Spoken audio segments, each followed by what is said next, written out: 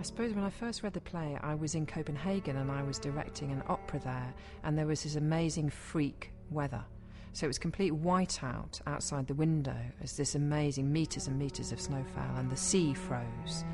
So I was reading this play and it was the theme of the death of the species which first struck me, I think because of this amazing white snow and where I was.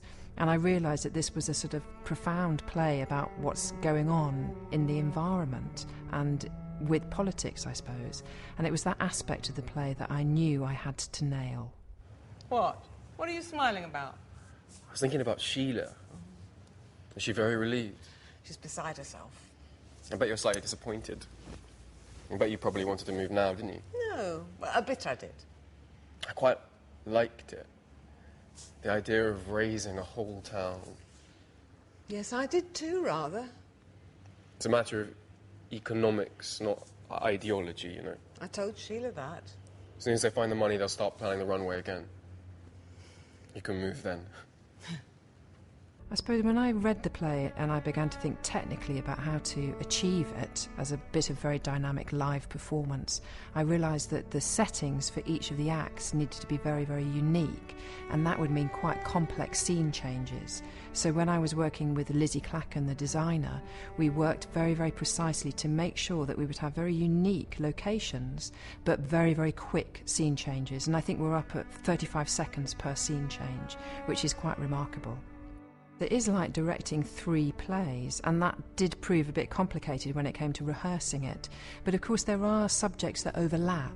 So there's a character who never appears on stage called Gavin Berkshire, who dies in a car crash, and his story relates to 2 of the scenes, and then there are other overlaps like that. So to begin with, we spent a lot of time as a group looking at the back history of all the characters and the areas where they overlapped, and we spent a bit of time working on that. But of course, as time passed, we broke up into separate little units, and I think there was no interaction at all between the actors who were in the various different playlets.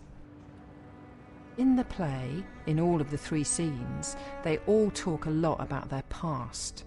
And I think audiences can tell whether there are actual concrete memories in the heads of the actors or not about those past events. And I think to make Simon's writing really live, you have to think a bit about the events that have happened in the past that the characters spend a lot of time on stage talking about.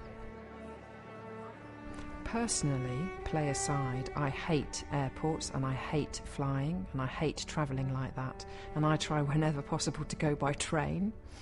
However, Heathrow, Terminal 5, I think we'll, over time, in about 40 years' time, we'll look back and we'll see it as this awful atrocity, a celebration of our addiction to travel and corruption of our environment that will now be made obsolete by the horrendous events that are coming our way. You can see the airport. Yeah.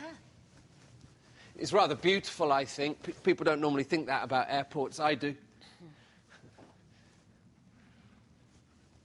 Stopped raining. Still light.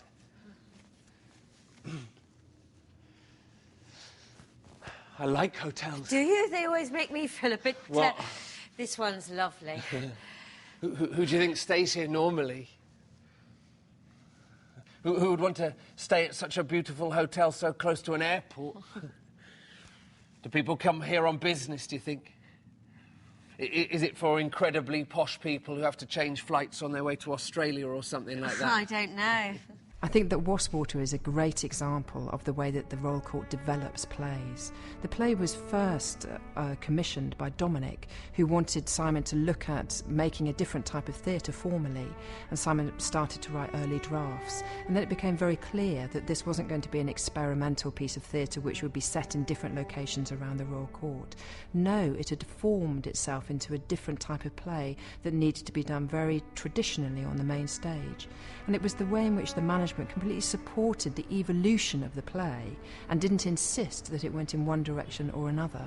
And I think that generosity and also cunning to smell out the best way to nurture a play is maybe what makes the theatre unique.